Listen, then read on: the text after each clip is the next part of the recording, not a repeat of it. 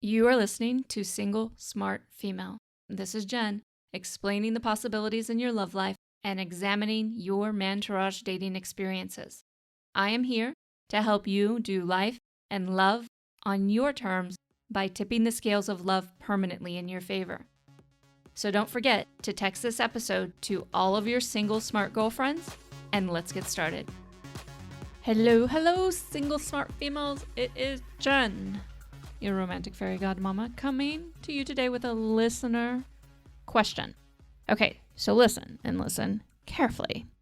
This listener question comes all the way from Australia. Yes, you heard me. Australia. This is Miss I Keep Missing the Mark. And she writes, "Hi, Jen. First, I absolutely love the podcast. I listen at work and it gets me through the day. Also, you and Jen, too, both have infectious laughs. Thank you. My stitch. I've been completely single for 3 years. I've been in only one other relationship. I never get asked out on dates. I struggle to meet guys here. It feels impossible, like no guys exist who I like. Anyway, I finally met an amazing guy on Instagram who is compatible with me on every level. The only issue being that he lives in the US and I live in Australia. He's highly intelligent and has thought-provoking conversation with me. He makes me pee myself laughing, and we have the same spiritual compatibility and views. It feels like we are basically the same person. We met, and it's been 3 months of him FaceTiming me every day and having online dates of cooking together and workout. It seemed like he adored me. His friends love me, and vice versa. I asked him if he wanted to be exclusive until we could meet, and he turned around and told me that he just wanted to be friends because the future is uncertain. I'm devastated. It's been more than a month, and I feel like I've lost a best friend. I'm crushed, and I don't know what to do. We haven't spoke, and I don't want to hyper-focus, but I want him in my life romantically, yet feel helpless." Okay. Miss, I keep missing the mark. Never fear. Jen is here for you. So, okay, I want to start with something that I know is so challenging when we meet a guy and he lines up in all the perfect ways. So that whole compatibility factor, we like the same thing, where it's like we're the same person. And I'm going to start by saying that isn't the real compatibility factor. The real compatibility factor is how he shows up over time. And that's actually way more important than if you guys feel like the same person and like all the same things. Because I'm going to tell you right now, and I'm not saying that this could not work out by any means when I'm saying this, but I'm going to tell you right now, this whole idea that we need to find somebody that's a lot like us is so boring long term. Now, over the years, my husband and I, we've become more alike. But oh my God, thank God we didn't start off completely alike, because it would be so fucking boring to spend decades and decades with a person who's exactly like you. Okay? And yeah, it's great to have some of the same interests, but I wouldn't use that as your qualifying factor all the time. It's really going to tunnel vision you into an idea that make it very challenging to actually find the one that you want. Plus, I hear this a lot. This isn't this whole compatibility piece. It's a notable theme in women who send me messages and they say, he ticked all these boxes, blah, blah, blah, blah, blah, but then all of a sudden it fell apart. It's a notable theme. And the reason being is because there's a piece that you're missing, because this is the criteria, the exclusive criteria that you are looking at. I don't want to make you feel horrible about that by any means, but I want you to understand that there is a reason why it's not working out yet. I don't know exactly what the reason is, but we're going to kind of dive into that. But I do know that this is one of the reasons why you aren't finding anybody to date and include in your entourage inside of your own country, which is a country full of very eligible and awesome men. And there's a piece of this that I can guarantee you that feels like the only way you can find something is by going to another country, which Okay, now I'm going to say something a little contradictory, which there's actually nothing wrong with, but I can guarantee you there's a piece of you that thinks that that's the only way to make it happen. And feeling like there is nobody interesting in your area or in an entire country of people that you could date and explore and get to know. It sounds ego-driven, but most of the time it's actually insecurity-driven. Most of the time it's about we don't feel like there is a man that would really like us and that we would like at the same time. So it's a little bit different perspective, but it's something to understand. It's our ego sometimes is a way that we cover up our insecurities. And that's something definitely to consider in this while you're going through this. So I want to talk a little bit about the asking for him to be exclusive. Now, there is nothing wrong with asking a man to be exclusive, but sometimes we need to actually take a couple steps back when it goes awry and ask ourselves, did we really want to be the one asking in the first place? And in this day and age of female power, again, like I'm saying, there's nothing wrong with asking, but you have to, especially if it goes awry, or before you even asking, ask yourself, is there part of you that wishes that he would do it instead? And if there is, sit on it for a little bit. Keep enjoying what's going on, okay?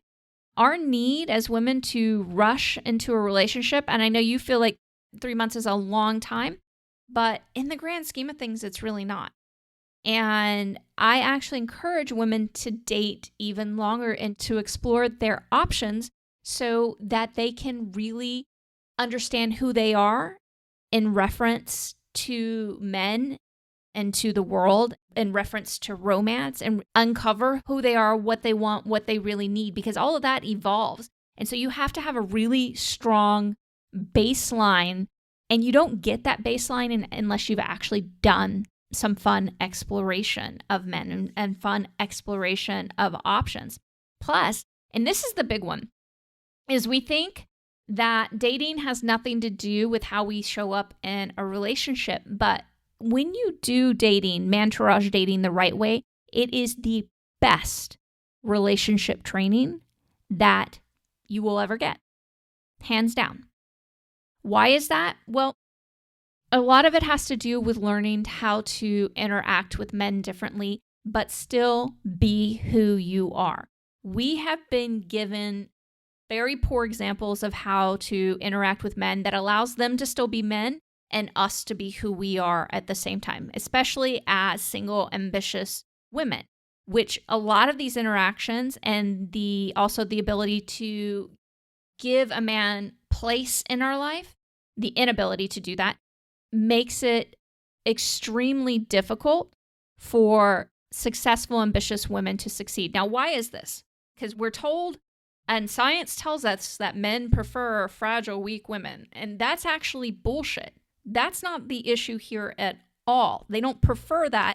What happens is they go to that because those women will give them a place in their life, a place that's not full of excessive criticism and fault finding, and a place where they can have fun with them and they can contribute to her happiness. Now, you're going to hear me say this time and time again. Men cannot make you happy, but they're wired to want to.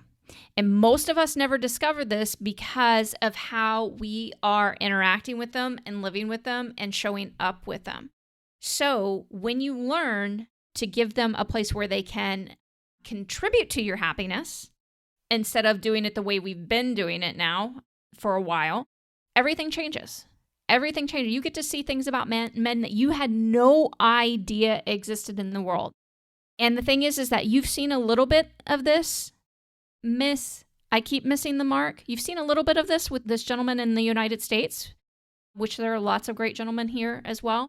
But the reason why you're not seeing it with the men around you is because you're not creating the opportunity.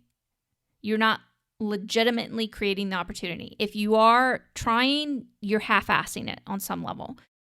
And that's the part that you're going to have to let set in for a second. Now, again, too, I went back. It is okay. It's okay to ask a man to be exclusive. It's I've personally, and what I did, and you can do this or you cannot do this. It's up to you. I think you should always ask yourself first, and this is for all my ladies out there, would I actually prefer for him to ask me? And if you would, shut your mouth and don't ask. Okay? You can ask for all the other things that you want, but allow him to step up and do that for you. It feels so fucking good when you do. It really, really does. Okay. Now, I get that you're devastated. I know you need some time to process, but I have to tell you, this is happening for you. I know you're going to use in your head, but I've only been in one other relationship. I never get asked out. You're going to construct all these reasons why man-tourage dating will not work for you. And that's the thing, is that you're not going to be able to come to me and say, it's not going to work for me. I need to focus on just this guy. And all of a sudden I'm going to say, oh yeah, you're right. Man-tourage dating just doesn't work. No, you're going to have to identify the things in you that you're being short-sighted with and open up your options. This is happening for you. He is not the one right now. He very, very well may be the one down the line, and that's okay. So if I were you, the first thing I would do is go to mantouragedating.com. Okay. So Mantourage, if you're wondering how to spell that, that is M-A-N, like a man, Tourage, Tourage, MANTOURAGE, dating.com. And I have a free 3-day class for you to check out and start exploring the idea of doing man-tourage dating the right way. Because the truth is there are lots and lots of men who exist that you will like, and you'll like them a lot. You have to be able to open your options up. Okay? Now, with that said, let's talk about this gentleman. I know you're feeling devastated. Once you actually start your man-tourage, once you actually start putting yourself out there, then I think it's okay to reach out to him and you can tell him this. Say, hey, look, I totally respect where you were coming from. And yes, there's a part of me that would like to be with you because our connection has been so much fun over the last few months. But I am okay with where you're at, and I would like to continue to talk to you and to see where things may go in the future, with the understanding that we're not in an exclusive relationship right now. Let me know your thoughts, period. Don't over-explain anything. Don't do it. Just keep it very short, very simple. Send it to him. Now, I want you to do this after you've actually started getting excited about other men, because then if it goes awry still, it's not as devastating. It's not going to break you in half, because you'll start to see that he may have helped you get to this certain place and opened you up to another idea in dating and be in the way you want to be treated and all this good stuff, things that you really would like to see in other men. But he still may not be ready. And it's okay if a man is not ready to be your exclusive partner right now, just like it's okay if we're not ready. And that's something we as women have to be okay with and live with in this brave world, that it is not his obligation just because he likes you to partner up with you, just like it's not your obligation. And once you accept that, what you're going to realize is a lot more people are going to want to partner up to you because you don't feel like a cage. And when I say a cage, it's not because you've done something specifically that has told him, oh, if you don't do this, then this and this and this. It's not like you've given him any ultimatums and some of the other crappy things that women do, any of that. What I'm talking about specifically is when you have decided that there is no one else and you're not willing to explore options no matter what, and he isn't responding, there's a desperate energy that starts to come off with that focus, okay? So, and it's not about the devastation, because your devastation's, I get it, it's warranted. It really hurts to really, really like somebody, to put yourself out there, ask them for exclusivity, and then they're like, no. Fucking sucks. It really does.